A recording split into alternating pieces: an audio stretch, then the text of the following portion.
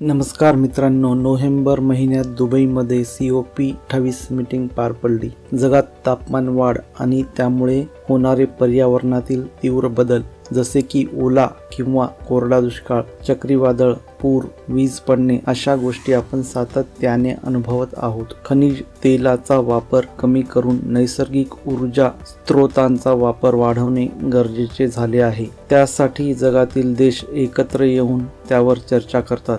सध्या भारतात बॅटरीवर चालणाऱ्या गाड्या वापरण्यावर भर दिला जात असल्याचे आपण पाहतो. तसेच औद्योगिक क्षेत्रात सौर व वायू ऊर्जा वापरण्याकडे कल वाढलेला आहे. साधारण वर्ष 2070 पर्यंत कार्बन उत्सर्जन शून्यावर आणण्याचे ध्येय भारताने ठेवले आहे. या सर्व पार्श्वभूमीवर आज आपण ज्या कंपनीबाबत माहिती घेणार आहोत त्याचे नाव आहे Schneider Electric Infrastructure Limited. Schneider Electric Infrastructure Limited या कंपनीचा NSE कोड आहे स्नायडर. ISIN कोड आहे INE 839 M01018 आणि मार्केट कॅपिटल साधारण 10,160 करोड आहे.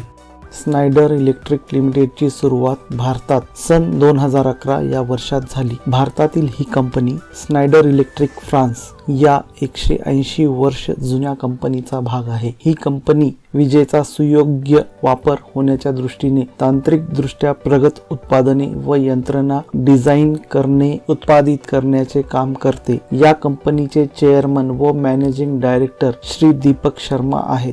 या कंपनीची उत्पादने 4 वेगवेगळ्या प्रकारात मोडतात. 1 transformers, 2 components, 3 ring main unit व 4 ऑटोमेशन. वेगवेगळ्या प्रकारचे ट्रान्सफॉर्मर्स वेगवेगळ्या प्रकारच्या उद्योगासाठी वापरले जातात. कंपोनंट्स या प्रकारात protection relay, controllers, RTUs, Ethernet switches, graphical user interface, EMS gateways आणि सिम्युलेशन टूल्स येतात. ऑटोमेशन मध्ये मध्यम दर्जाच्या व्होल्टेज स्विच गिअर पासून ते मोठ्या प्रमाणावर ऊर्जा नियमन करण्यासाठी ग्राहकांच्या गरजेनुसार नियमन यंत्रणा तयार करून देणे व त्याची देखभाल करणे अशी कामे केली जातात.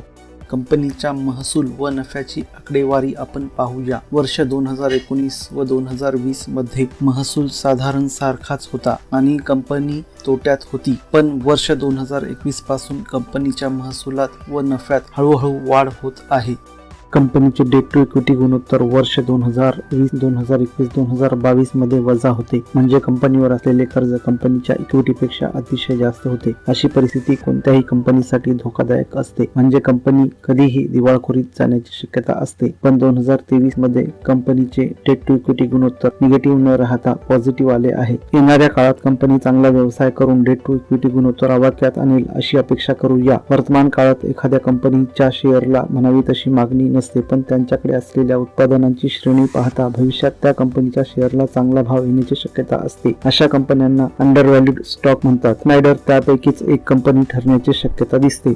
कंपनीचे इतर ब्रँड्स पुढील प्रमाणे आहेत. APC, Esco Powertech, Square D. वेगवेगळ्या ब्रँड्सद्वारे कंपनी इलेक्ट्रिकल इन्फ्रास्ट्रक्चर क्षेत्रात आपला दबदबा टिकवून आहे. कंपनीसाठी पोषक वातावरण म्हणजे आधी सांगितल्याप्रमाणे पर्यावरणीय असमतोल कमी करण्यासाठी जगातील सर्व देश एकत्र येऊन करत असलेले प्रयत्न, नैसर्गिक ऊर्जा स्रोतांचा वापर करण्यावर असलेला भर, येणाऱ्या काळात भारतात तयार होणारे data centres, smart city projects, वेगवेगळ्या शहरात होणारे मेट्रो रेल प्रोजेक्ट, 5G टेक्नॉलॉजीची होणारी अंमलबजावणी, मायनिंग, मेटल, मिनरल, ऑइल आणि गॅस क्षेत्राकडून होणारी ऊर्जेची वाढती मागणी, बिल्डर्स व डेव्हलपर्स द्वारे होणारे इको फ्रेंडली हाऊसिंग प्रोजेक्ट, यामुळे येणारा काळ कंपनीच्या वाढीसाठी पोषक आहे असे आपण म्हणू शकतो. तसेच कंपनीकडे उपलब्ध असलेले पेटंट्स कंपनीचा व्यवसाय वाढविण्यासाठी मोलाचे आहेत. आधीच युरोप, अमेरिका व इतर देशांमध्ये या क्षेत्रात काम करण्याचा अनुभव कंपनीला आहे, हेही महत्त्वाचे.